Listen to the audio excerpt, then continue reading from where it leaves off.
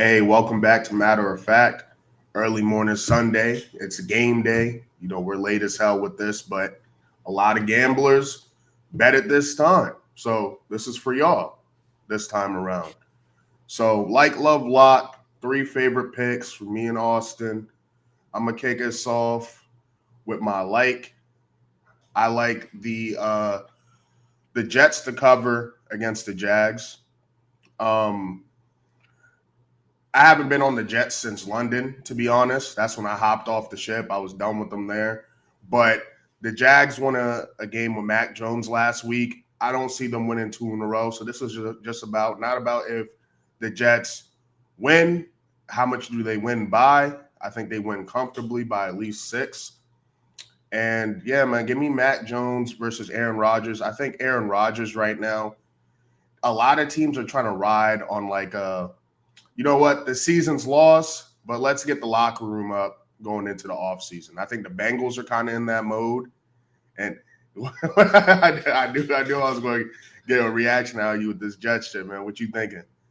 I mean, I just don't think that there's any type of bro. They're canceling team meetings over there. Like they're canceling the Monday Aaron, team meeting, and the coaches texting. I'm not saying like a unity locker room thing. I think it's more of like a selfish Aaron Rodgers. Me and my guys, we're gonna show out. Me and Devontae, hey Devontae, we're gonna get you another 500 yards before the season's over. I'm gonna put some good shit on tape. That last game he played was like the best game he's played in like 3 years. And that was like the first time he went over 300 yards in like 2 years. So I think he's playing for pride himself. I'm not saying it's for the Jets or the sanctity of the team, or he's doing it for the young bucks. I think it's more like a selfish, I'm a ball out. Shit. Put some respect on my name. I'm Aaron Rodgers. I want the last thing y'all remember is a couple 300-yard games. And it's like, okay, he might be something, and then he might be doing shit for other teams if he doesn't stay with the Jets, which I think he should. I think you got a lot of faith in Aaron Rodgers. Where I have a lack of faith in Mac Jones. That's what I have. I have a lack of faith in Mac Jones. Yeah. So, hey, and then in terms of injuries, no Evan Ingram, no Christian Kirk, no Gabe Davis. Obviously, the most important name being Evan Ingram. Now on the Jets side, obviously no C.J. Mosley. No Vera Tucker. Well, he's questionable. No Morgan Moses. Good right tackle for him. No Tyron Smith. So the line isn't the best. Trayvon Walker is having a pretty good year. I think he has over 10 sacks. Like, I don't know the exact number. But, no DJ Reed. That doesn't help. But I just think offensively they overmatch him. I don't think Mac Jones and them is going to be able to move the ball right. And I think, we gotta see a response from Sauce. I think he's real prideful and just people playing with his name. You see it with the commercial, you see him getting off social media. I think it really gets to him, and I think it's gonna show in his play. So that's my like. And I'm gonna do an over-under with the likes too. So a spread, an over-under. Give me the Jets Jags under. So I think it's going to be a low-scoring game. I think Jacksonville might muster 7 points. I don't think they get over 10. And it's a low-scoring affair because the Jags defense does come to play. That's one thing about them.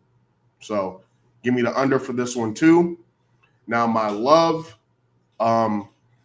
feels like low-hanging fruit. Mike Tomlin, best coverer of spreads, dogs. I think they're 5-0 against winning teams, and 5.5 is just too much, man. It's just too much for Tomlin.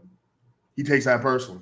At least when he's a road dog like this, the team plays like they take it personally. So, I don't take much stock out of the AJ Brown, Jalen Hurts thing. I think it is what it is with that. Clearly, their relationship isn't the same. They're boys, but sometimes when you mix business and friendships, it doesn't really work out where your friendship comes over top. You know what I mean? These guys are going to war, and A.J. Brown feels how he feels. But yeah, I don't even think that even like that aspect of it. Like I don't. Yeah, really what's think your that thoughts really on came, that? like, I don't think that his statement was about AJ Brown. Like I think that the only reason that aspect of what he was saying got took out of context was because Brandon Graham went on his pod and just outright said like, yeah, they don't even really rock with each other like how they used to. You see, that was a boomer move by Brandon Graham, because I don't think he I didn't think he wanted to stir the pot. I just think he did, you know what I mean? Kind of like a 40-year-old on he was just, which is like, but here's the thing, Brandon Graham been on that team since like 2014, man. Bro, he's been on that team since 2010. 2010? Yeah. He got drafted in 2010. So that's why like me personally, I actually take a lot of stock. I think he was being honest. So I do think he was 100%. Yeah, he was being honest. Well, honest is the wrong word. I think that if anyone knows, it's him. Like he has a lot of credibility. I think AJ Brown was on some Kellen Moore shit. Like it was a yo, we need to throw this bitch some more. Like we need to, what's up? Like, I mean, I don't know if you watch the film or you watch the offense, you probably seeing some curls. You probably just seeing like you seeing curls. You seeing streaks. I mean, you know what I mean? I mean, Devontae Smith, he don't speak. So when AJ Brown speaks, we think it's AJ Brown is speaking and talk, but in reality, he's probably speaking for the wide receiver room. You know what I mean? But Devontae Smith don't do it. So yeah, that's not his role. His role is he's more of like a Hurts-like character in a receiver. He's like the anti-diva archetype, low key. Yeah, you know what I mean? So somebody, you know what I mean? Like AJ Brown, like shit. I know my man not gonna do it. I take it. You know what I mean? But why not just keep that in house? You know what I mean? They asked the question. You know, again, it's one of those things. They asked the question, they got the answer. You know what I mean? You ask a player a question at the right time, you might get an answer. And he wasn't trying to be rude, disrespectful, but he just said, passing. Yeah, I feel that. But either way, I would love this more. I mean, I think George Pickens is like worth a point and a half, even to the over/under. Like I think it's a little bit over a little bit more if he plays. I'm on the Mike Williams promise here. I'm on the Mike Williams promise. Man, you saw what I texted you. Remember, we were talking about the play props for this game. I was like, Mike Williams. Yeah, but so I'm with you. I'm with you. Yeah, I'm not saying I gave you the idea. Man. Relax, man. I know it's early. It's early for me. Right. But it's because now I'm actually going to ladder this. I'm gonna ladder his receptions. Probably do plus 4 receptions right here. Oh yeah. I might. I like that. I'm probably going to do like a smaller parlay, like a three players, and just juice it with players that I think is undervalued in the market. So I like this one a lot. So you would bring that up extra 2, make it like 3.5 receptions or 4.5 receptions. I would probably do 4. I'll ladder it, so I'll do 2, I'll do 3, and I'll do 4. You know what I mean? Like that's what you mean by ladder. Yeah. You gotta remember, we don't got no DraftKings over here, man. I'm on Underdog. Okay. They not rocking with that. You can't even you can't stack shit. Yeah. So those would be single bets, but I'll just, you know what I mean? I'll just ladder. You know who I like too? I like Freiermuth in this. I think he gets really involved. He was really involved. Yeah, he was really involved last game. But either way, I think they don't have crazy red zone success. See a lot of Chris Boswell. So I might add his kicking points to it as well. You know, he's looking like him and Brandon Aubrey are looking like the best kickers in the league right now. Yeah. So that's another reason. And Jake Elliott is struggling in his own right. So, and when it comes to this kicking shit, like, it's kind of like if you having a down season, it's kind of hard to turn that around. You know what I mean? If he gets back true to form, it'd probably be next season, to be honest. Same thing with Justin Tucker. So, yeah, give me Either way, give me the Steelers to cover, and the over/under that I love is the game I'm about to go to. Actually, Texans Dolphins. I like the over in this game. I'm pretty disappointed in DeMeco Ryans' defense this year. Their pair of pass rushers looking like a top 3 duo in the league, but overall, I was expecting their defense to really, help them be more than 8-5. And you can attack the Dolphins defense themselves. I think this is a high scoring game. You give me it's 70 degrees in Houston right now. So Tua. I mean, that defense did have a 5 interception game. I forgot about that. When was that? When they played Detroit.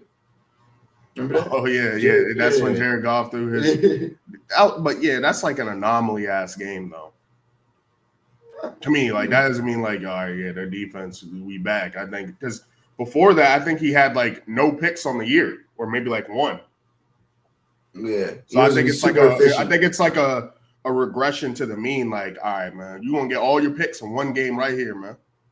Yeah. And they just happen to be the benefactors of that. Yeah, I mean, but really, looking at this, the only game where they really kind of gave up some shit was against Tennessee. Like this is like the kind of the really, you know what I mean, like the eyesore where you look at the scorecard for real. You know what I'm saying? Let's see. Yeah, I mean, giving up 26 to the Lions isn't terrible, but I mean, look at some of the teams they're playing though. Yeah, that's why this last leg of their schedule is a little bit harder than what we're seeing right now. And I think this is a game, if anything, that makes me feel more confident in it. Like, you're playing a team they probably still think they're in the mix. They technically are in the mix, so they are playing for something. They need to win. They need to win the game. Yeah, they definitely need this win, and so I like the over in this game. I think both these defenses, they're susceptible to, getting thrown on pretty much. I think that's the case. And 2 really dynamic backs in Achane and Joe Mixon. So, yeah, I'm not sure. I still have to look into these player props a little bit more. Probably take Nico Collins. Expect a big Nico Collins game. He was looking like a top 3 receiver before he got hurt, and in terms of like his numbers for the season, and I think kind of like a Mike Evans situation where he's going to make up some of them yards at the back half of the season. So my lock, which is this really what I want to do? Yeah. Get my lock is the Commanders 7.5. The Saints, I mean, shit. Talk about beat up teams. No quarterback 1, no running back 1, no wide receiver 1 or 2, no tight end 1. Wait, is Kamara playing? Yeah, Kamara's playing. Oh, he's playing? Okay. That's a little bit better. But the problem with the Saints, I'm sorry.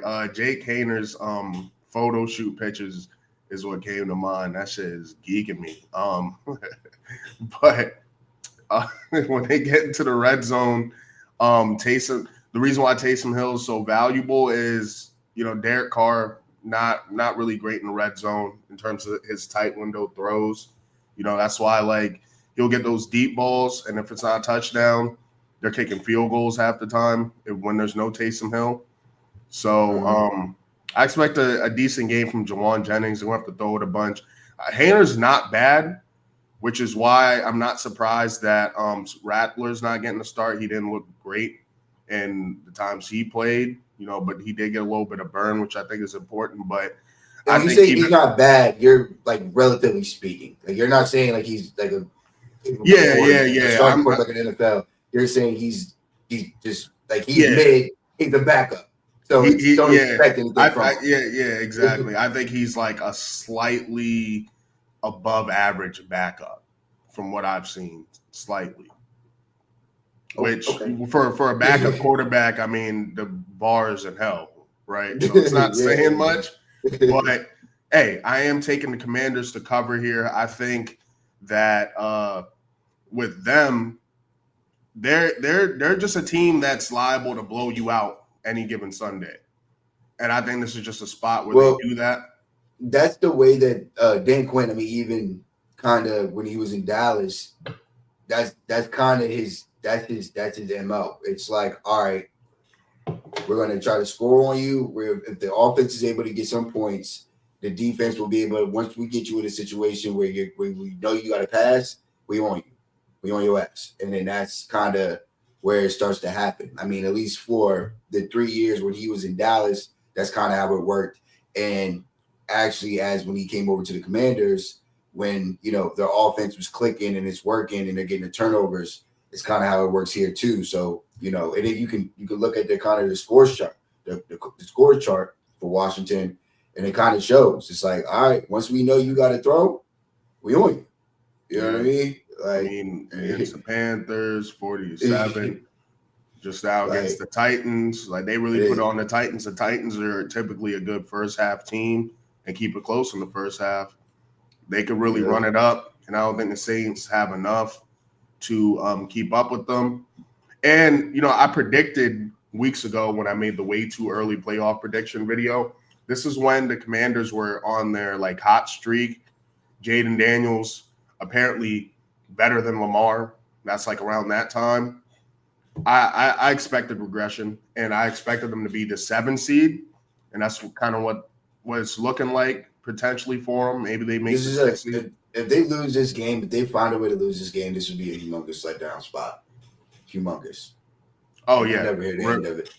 Ridiculous. It's the type of game where you lose, you don't go into the playoffs feeling super confident. You're feeling like I don't think they get into the playoffs. Really? I think if they were to lose this game, I don't think that they would get into the playoffs, because then they would have to they would have to win out, because if they get to 10-7, the Rams would probably end up in the playoffs. They would take that last seed from them. What's with the NFL website? What the? I'm just trying to pull it up right now. See, like, goddamn. Okay. Because yeah. Because right there, it's really the Rams, like you said. Yeah. Like you said. I think right now they said if they lose, if they win, they have an 85% chance of making the playoffs. If they lose, it goes all the way down to 57%. Yeah, this is this would be a humongous letdown spot for them. And you know what I mean? I don't think that they're going to lose this game. How do you if it were to happen? Because anything can fucking happen. You know what I mean? But how do you think it happens if it would? It's just defense. Saints defense comes out trying to. I mean, I guess they're like, you probably have your own opinion on it, but if they can make it a low scoring game, kind of like how was going on last week when they played against you guys.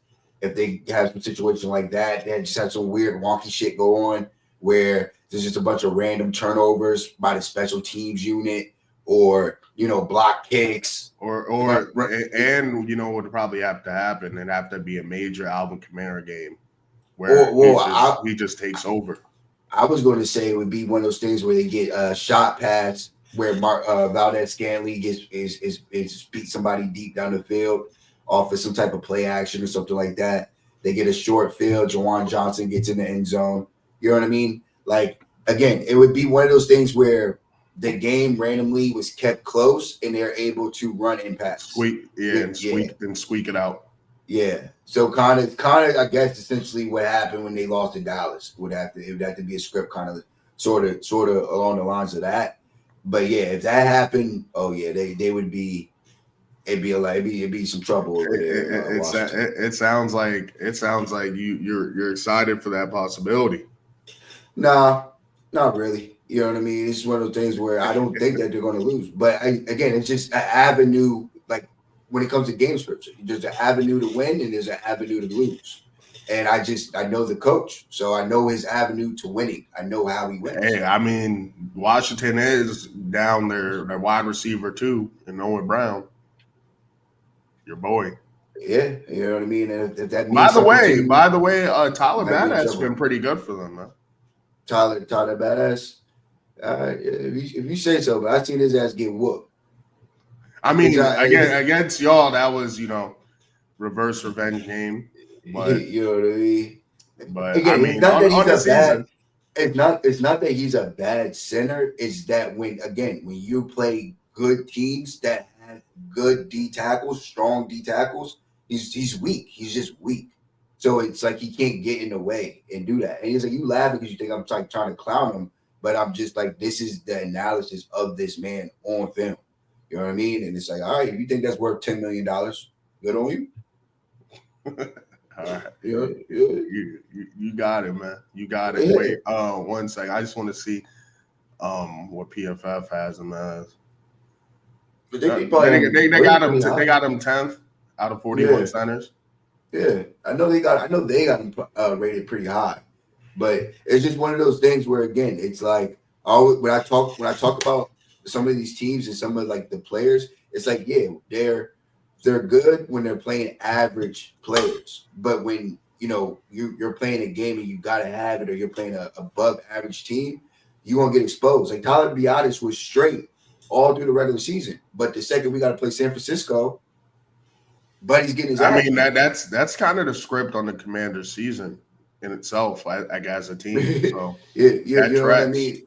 When they had to play Philly, how was he when you had to play Philly? You know what I mean? Like, and you got to play Carter, Jalen Carter, and all those dogs that they got on the line of scrimmage. You know what I mean? Like that's the game more so where I'm talking about. It's like, oh, you can see the difference between him and a center that's more dependable, a stronger center. Yeah, I got you. I got you. Yeah.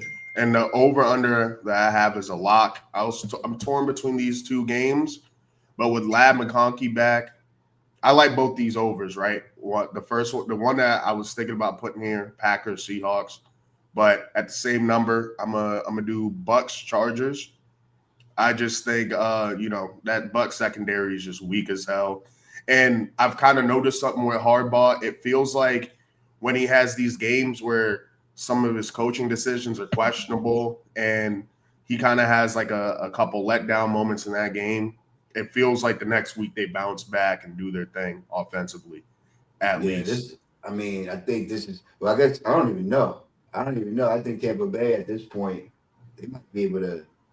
I guess they could lose this game and still make the playoffs because they. I With the mean, at way this point, with, they with the way just. the Falcons are looking, yeah, Yeah, yeah. for sure, So for sure. So they're low key sitting pretty, even though it doesn't look like it is 7-6. Weak ass division, but I can see either of these teams winning. So I'm sitting back, just enjoying this game because I think it's going to be a high scoring game.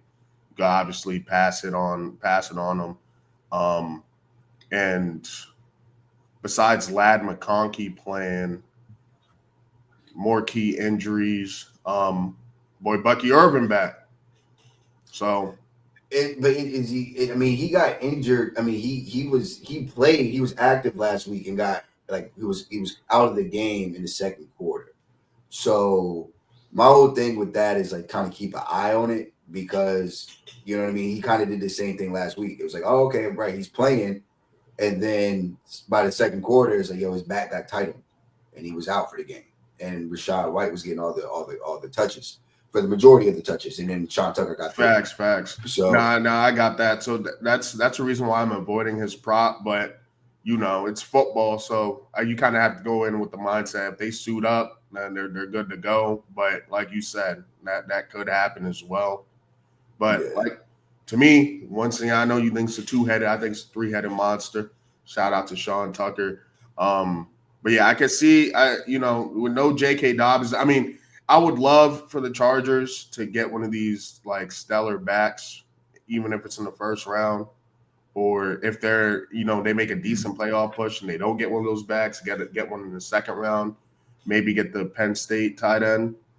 It seems very hardball, yeah. but I'm sure I'm sure the Chargers will get it figured out.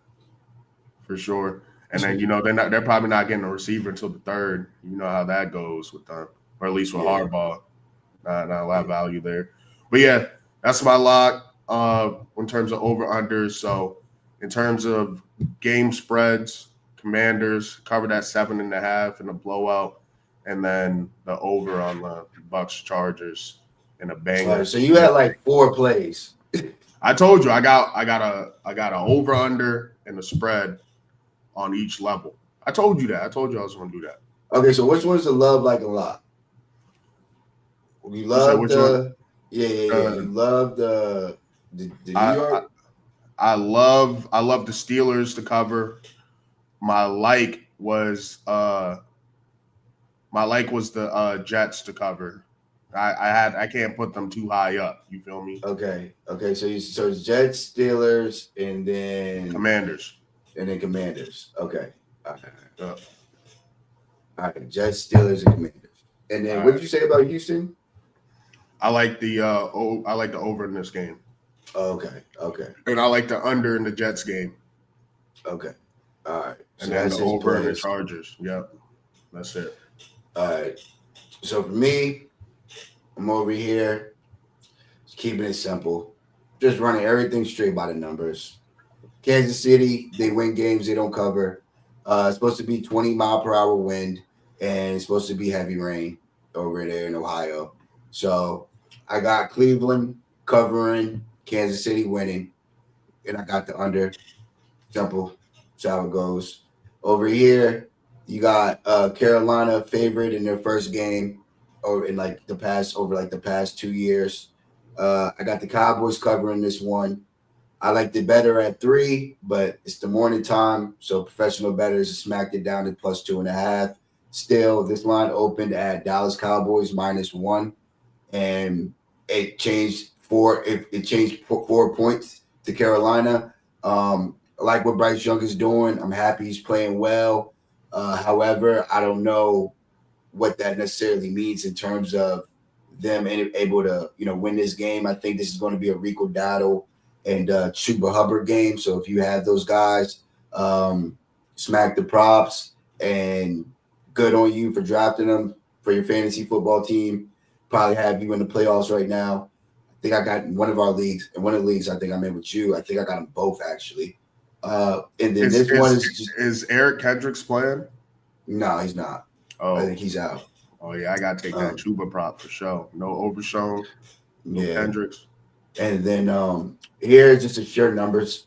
There's no rhyme or reason to it. There's nothing. No reason for it. Oh, you at touched on all. Yeah. I got New York covering because this is a college football number. +17 is crazy. And imagine if they were at home, what would they? Would they just have it at 20, 19? Yeah, that's what I'm saying. And like we for whatever New York is, and I get it. You guys are trying to do y'all's little tank or whatever so you can secure the QB. But it's just like this is where Baltimore plays with their food, and it just is. And let's see if we can see it here. I don't think we had that game. This is the last 10 games. But like in the beginning of the year, they lost to Oakland. Like they're not supposed to lose to Oakland, and you know what I mean? Like they lost a random game to Oakland. They've already lost a game to Cleveland. It's like why wouldn't they be like why not, play with your food? I'm not saying that New York is going to win this game. Y'all don't even want to win the game, but I don't know if Baltimore is going to just decide to come out here and smack the New York Giants. Like I don't necessarily. Again, it can happen. There's nothing that makes sense. This is at a -1,443 on the money line, but like it's just a pure numbers thing right here. So there's no rhyme or reason. There's no football analysis that I think is going to. If you were to tease this, which way would you tease it? Would you tease it Giants to? I mean, I guess it's a dumb question because you're taking them to cover at 17. But would you prefer the Ravens to just cover at like 10? Or the Giants to cover at 24? I mean, yeah, I guess maybe the Giants at 24. Because I mean, like I said, it's just a huge number. Like that's Alabama versus You know what I mean? Like that's Alabama versus Kentucky back in 2015, like when they were, in the height of their prime, where they were just smacking teams like that. Like minus 16 and a half plus 17 is just it's just a crazy number. You don't really see that in the NFL. And again, it's like this is a team that has lost. They lost to teams that they should have smacked. They should have smacked Oakland. They should be smacking Cleveland. And they're known for playing with their food. So why not today? And that's just, again, like I said, that's just a sheer just numbers. There's no base behind that. There's no analysis or any type of breakdown I could explain to get people to get behind that bet. But that's just kind of how I'm feeling on this Sunday. And then so I guess that's my love like lock right there, these three in that order. But I guess this would be my lock though. Dallas would be the lock though. Okay, Dallas so covering this. that's your lock, and then Giants covering is your love. Yeah. And then I like Cleveland to have it's just gonna be a funny game. It's just gonna get weird. They're gonna be doing whatever, and they'll probably end on a pick six by James Winston or something like that. So that's just gonna be fun. Well, watch out for that. The Trent McDuffie pick six to end the game. Yeah, and then this one's just to go ahead and just to put it on here. I got Buffalo bouncing back, beating Detroit. This is gonna be a sweet game for props. I mean, the second I get out of here, that's what I'm about to be on. Just getting on this game right Keep here. me posted on that too. I wanna, you know what I mean? We'll put them lines together.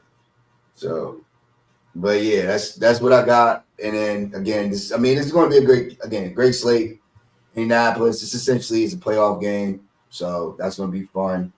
Yeah, that mid window. So I'm going to the Texans game, and part of the reason why I was down to go to it is because that late window, go back after game, walk from the stadium, throw on that red zone, and which game should I have up? Definitely the Lions Bills game.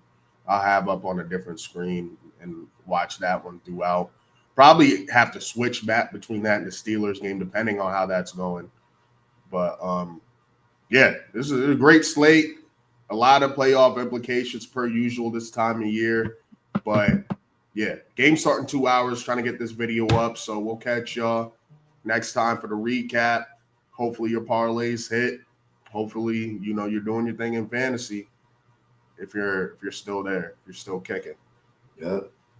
Like and subscribe.